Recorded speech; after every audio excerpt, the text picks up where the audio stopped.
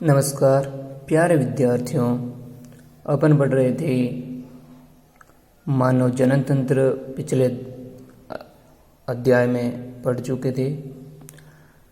आज अपन नया टॉपिक पढ़ते हैं, नेत्र, आँख, जो प्रकृति का दिया हुआ सबसे खूबसूरत उपहार है।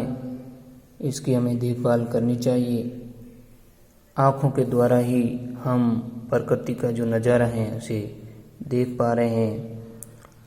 इसकी रोशनी कम होती है या गायब होती है तो प्रकृति की जो उपहार, चारों ओर की सुंदरता अपन नहीं देख पाते। तो देखिए, मानव नेत्र को अपन पढ़ेंगे। नेत्र तो देखिए, नेत्र दो प्रकार के होते हैं। कितने प्रकार के होते हैं? नेत्र दो प्रकार के होते हैं।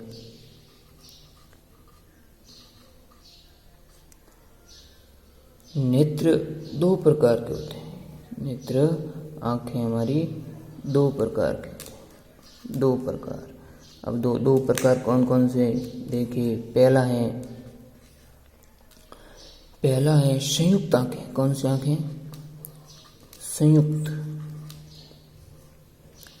संयुक्त आंखें। देखो, इस संयुक्त आंखों में क्या होता है और इसमें ये किस में पाई जाती है? देखिए, तो ये क्या आंखें कई आंखों से मिलकर एक जटिल संरचना बनाती हैं। बहुत अधिक छोटी छोटी आंखें मिलकर एक कई आंखें मिलकर एक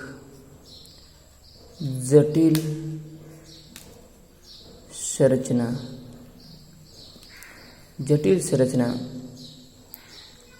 बनाते हैं। ये संयुक्त आंखें, कई आंखें मिलकर एक जटिल संरचना बनाते हैं। इसे संयुक्त आंखें कहते हैं। ये अधिक प्रकाश में तो ये दिखाई नहीं देता है। ये देखो किस में होता है? एक तो होता है कीट में, कीट और मक्खियाँ,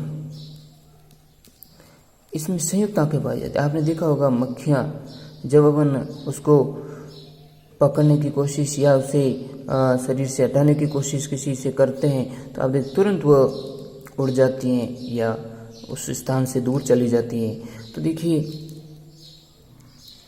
तो अपन कह सकते हैं कि उसमें देखो कई प्रकार की आंखों का एक जटिल संरचना पाई जाती है, जिससे क्या है, वह चारों तरफ देख सकती हैं, एक साथ चारों तरफ देख सकती हैं और उसको पता चल जाता है और तुरंत वो उस स्थान से क्या हो जाती हैं, हट जाती हैं। तो मक्खियों में कौन सी? संयुक्त आंखें। कीट और मक्खियों में संयुक्त आंखें पाई जाती हैं। तो ये संयुक्त आंखों के द्वारा ऐसा होता है। अब देखो, दूसरी आंखें कौन सी पाई जाती हैं? दूसरी है सरल आंखें। कौन सी? सरल आंखें। देखिए, ये सरल आंखें क्या है? देखो, ये सरल आंखें मानव में, जैसे मानव में पाई जाती है। ये कहाँ पाई जाती है? मानव में। जिसमें पाई जाती है, किसमें पाई जाती है? मानव में पाई जाती हैं। बाकी जीवों में भी बहुत में पाई जाती हैं। ये नेत्र गोलक में, ये आंख हमारे कहाँ रहती है? नेत्र गोलक में। नेत्र गोलक में रहती है। नेत्र गोलक में स्थित रहती है। यह नेत्र गोलक में स्थित रहती है। इसका व्यास यदि देखें तो व्यास होता है, व्यास देखें तो 2.3 सेमी की, 2.3 सेमी की होती है। ऊपरी पलक गतिशील होती है। देखो, आंख में जो ऊपरी पलक है, ऊपरी पलक तो क्या होती है? ये गतिशील है, निचली गतिशील नहीं होती है। तो ऊपरी पलक तो हमारी क्या रहती है? गतिशील। आपने देखी होगी, जो ऊपरी पलक है वो क्या होती है? गतिशील अवस्था में रहती है, लेकिन निचली पलक गतिशील नहीं पाई जाती है। सांपों में पलकें भी नहीं पाई जाती। आपको पता होगा, जो सांप होते हैं, सांप, इसमें पलकें नहीं पाई जाती, पलकें नहीं पाई जाती। सांपों में पलकें नहीं पाई जाती, मानव में पलकें पाई जाती हैं। ऊपरी पलक तो क्या होती है? गतिशील होती है। ये ऊपरी पलक तो क्या होती है? गतिशील, और निचली पलक क्या है? गतिशील नहीं होती। गतिशील नहीं।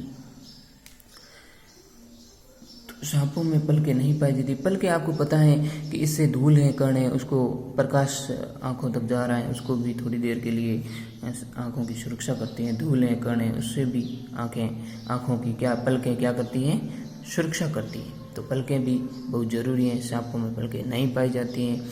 तो देखो, नेत्र दो प्रकार के आपने देखे हैं। कितने प्रकार के? दो प्रकार के। संयुक्त आंखें वाले, संयुक्त यानी बहुत सी आंखें मिलकर एक जटिल संरचना बना देती हैं, जैसे कीट और मक्खियों में, वो चारों तरफ देख सकते हैं एक साथ। और सरल आंखें, मानव और बहुत से जीवों में सरल आंखें पाई जाती हैं, जो एक गोलक में रहती हैं। पलकें होती हैं ऊपरी पलक और निचली पलक। ऊपरी पलक गतिशील होती हैं और निचली पलक गतिशील नहीं होती हैं। ये नेत्र गोलक में रहते हैं। इसका व्यास यदि देखें 2.3 सेमी रहती है और ये मानव में पाई जाती हैं। तो ये तो अपन देखा। लेकिन ये सांपों में देखें तो सांपों में पलकें नहीं पाई जाती। सांपों में पलकें नहीं पाई जाती। अब देखो, मानव नेत्र के कौन कौन से भाग हैं और इसको अपन देखते हैं। एक एक भाग को चित्र के अनुसार आप देखते हैं। ये हमारा काचाभ दरु है। क्या है? काचाभ दरु। बीच वाला भाग दरों से भरा रहता है, पानी से, और बहुत से तत्व इसमें मिले रहते हैं। तो ये काचाभ दरु कहलाता है। क्या कहलाता है? काचाभ दरु। अब देखिए, ये कॉर्निया भाग, ऊपरी जो है ना, थोड़ा सा उभरा हुआ भाग होता है ना, वो कॉर्निया भाग होता है। अब आपको पता है, जो कॉर्निया भाग ही किसी की आंखों में से कोई आंखें दान करता है तो कॉर्निया भाग निकाला जाता है। कौन सा भाग निकाला जाता है? कॉर्निया भाग ही दान दिया जाता है। तो देखो, अंदर ये आइरिस है। आइरिस के अंदर पुतलियाँ पाई जाती हैं। क्या पाई जाती है? पुतलियाँ पाई जाती हैं। अब देखिए, जो ये लेंस है, ये उत्तल लेंस है। कौन सा? उभया उत्तल लेंस। उभया उत्तल लेंस ये रहता है। क्या रहता है? उभया उत्तल लेंस पाया जाता है।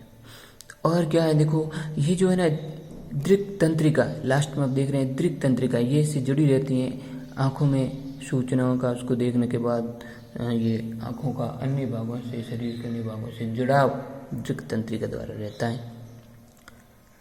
अंध बिंदु स्पष्ट प्रतिबिंब यहाँ पर नहीं बनता है अंध बिंदु पर। और जो येलो स्पॉट है, इस पर स्पष्ट प्रतिबिंब बनता है। और इसकी जो यदि संरचना बात करें परतों की, तो इसमें आंख में 3 परतें पाई जाती हैं। आप देख रहे हैं, दृढ़ पटल या श्वेत पटल, सबसे ऊपरी पटल है दृढ़ पटल या श्वेत पटल। इसके आंतरिक यानी मध्य पटल को रक्तक पटल कहते हैं, और जो आंतरिक ये तीसरे नंबर की है उसे दृष्टि पटल कहते हैं। तो कितने प्रकार की परतें पाई जाती है? 3 प्रकार की परतें पाई जाती हैं। तो मानव की आंखों में 3 परतें पाई जाती हैं। एक है दृढ़ पटल, दूसरी है रक्तक पटल, और तीसरी है दृष्टि पटल। ये तो हमारे पटल यानी परतें पाई जाती हैं। आपने देखा, जो ये उभरा हुआ भाग कॉर्निया कहलाता है। आइरिस के अंदर पुतलियाँ पाई जाती हैं, और लेंस होता है उभया उत्तल लेंस पाया जाता है। बीच का भाग जो दरु भरा रहता है उसे काचाभ दरु कहते हैं। और लास्ट में जो ये कोशिका जुड़ी रहती है उसे तंत्रिका, दृक् तंत्रिका कहते हैं। और ये येलो स्पॉट स्पष्ट प्रतिबिंब यहाँ पर बनता है, स्पष्ट प्रतिबिंब यहाँ पर बनता है। और जो ये अंध बिंदु हैं, यहाँ पर स्पष्ट प्रतिबिंब नहीं बनता है। तो ये है मानव नेत्र की बाह्य संरचना, जिसको अपन देखा कल। और इसको विस्तार से एक एक भाग को अपन पढ़ते जाएंगे और इसका विस्तार से वर्णन करेंगे। आज के लिए बस इतना ही। Thank you very much.